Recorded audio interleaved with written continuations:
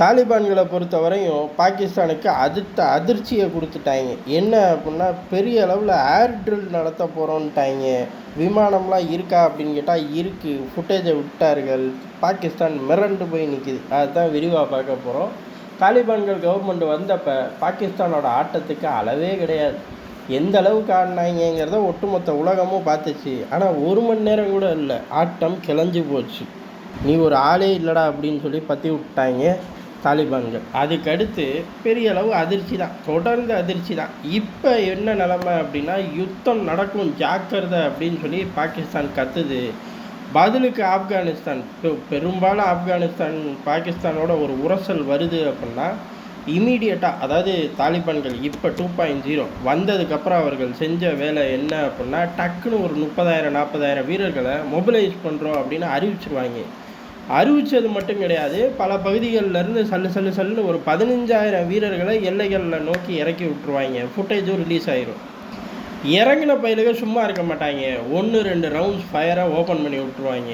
ஆப்போசிட்லேருந்து open பண்ணுவாங்க. பதிலுக்கு இவர்கள் ஓப்பன் பண்ணுவார்கள். ஆப்போசிட்டில் தெரிச்சு ஓடிடுவார்கள்.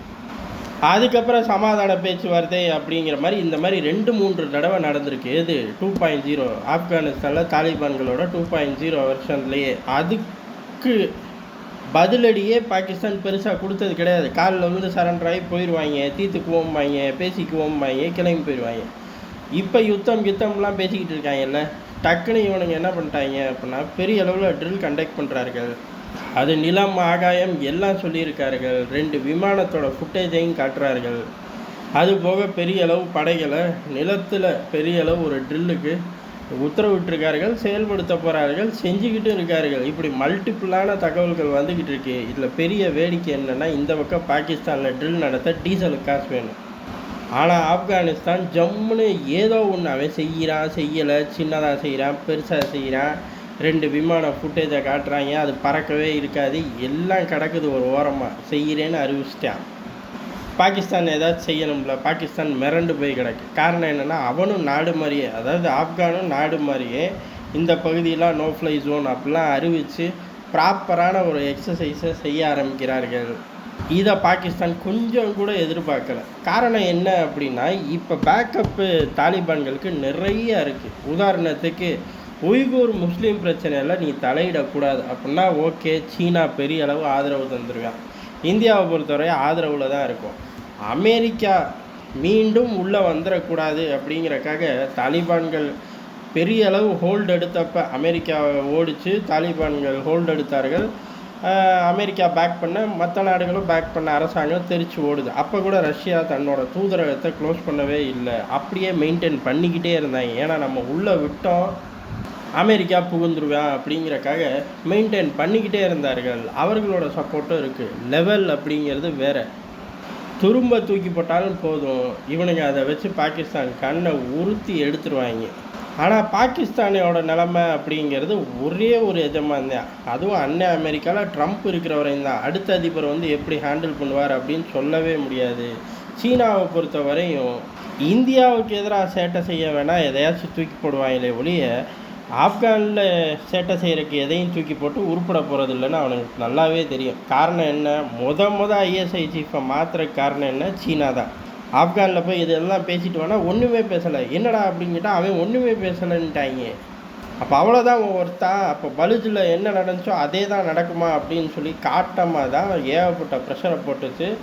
அது ஏறக்குறைய இராணுவத்துக்குள்ளேயே பிளவு, இம்ரானையே தூக்குற அளவுக்குலாம் மாறிப்போச்சு. அப்போ ஆப்கானை அவர்கள் கையில் எடுக்க தான் பார்ப்பார்கள். பாகிஸ்தான் வழியில் வந்து எடுக்கிறதுக்கு வாய்ப்பே கிடையாது. இப்போ காலில் விழுந்தால் பிரச்சனை முடிஞ்சிடும்.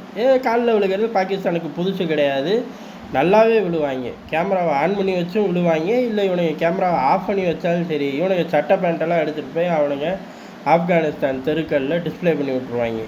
இப்போ தான் காலில் விழுந்துட்டு போகிறேன் வெட்டி போய் அப்படின்னு.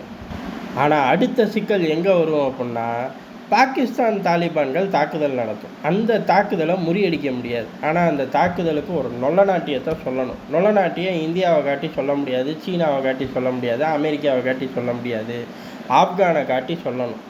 அப்படி ஆப்கானை காட்டி சொல்லும்போது ஏதாச்சும் ஒரு சேட்டையும் எல்லைகளில் கொடுக்கணும். கொடுத்தா திருப்பி இவனுங்க மிதிப்பாங்க. அடுத்த தாட்டி காலில் விழுந்தால் மன்னிக்க கூட மாட்டாங்க. இப்படி ஒரு பெரும் சிக்கலில் பாகிஸ்தான் மாட்டியிருக்கு. பாகிஸ்தான் ஒரு நாடே கிடையாது. ஆனால் ஏதோ பெரிய பாகிஸ்தான் நாடு மாதிரி நம்ம கூட வந்து சண்டை போட்டு இந்தியாவுக்கு பக்கத்தில் இருக்கேன், இந்தியாவுக்கு எதிராக இருக்கேன், என்னையை யூஸ் பண்ணிக்கிங்க, நான் ஒரு நாடு அப்படின்னு ஐநாவில் பேசுகிறது, அங்கே போய் பேசுகிறது, இங்கே போய் பேசுறதுன்னு படம் காட்டிக்கிட்டே இருந்தாங்க. ஆக்சுவலாக அவன் ஒரு நாடே கிடையாது. இப்போ அதுக்கேற்றாப்புல ஆப்கான் ஒரு நாடாடான்னு கேட்டால் இப்போதைக்கு ஒருத்தனை அறிவிக்கலை. ஆனால் எல்லாரும் அங்கே ராஜதந்திர உறவுகளை மெயின்டைன் பண்ணிக்கிட்டே இருக்கோம். இப்போ அவன் கூட போய் மல்லுக்கட்டு, விடிஞ்சு எந்திரிச்சா மல்லுக்கட்டு, இல்லை இருட்டிலையும் போட்டு மல்லுக்கட்டு. ஆனால் ஜெயிக்கவும் முடிய போகிறதில்ல. இந்த விவகாரம் விடிஞ்ச பாடும் கிடையாது. காரணம் என்ன? பாகிஸ்தான் வளர்த்து விட்ட தீவிரவாதிகளுக்கு ஆசை வந்துருச்சு பாகிஸ்தானையே ஆளணும் அப்படின்னு. இந்த ஆசையே லேட்டாக வந்திருக்கு. ஆசை முன்னேறி இருக்கும்போது இந்த ஆசை நிறைவேறிடும் சீக்கிரம் அப்படிங்கிறது தான் யதார்த்தமான உண்மை.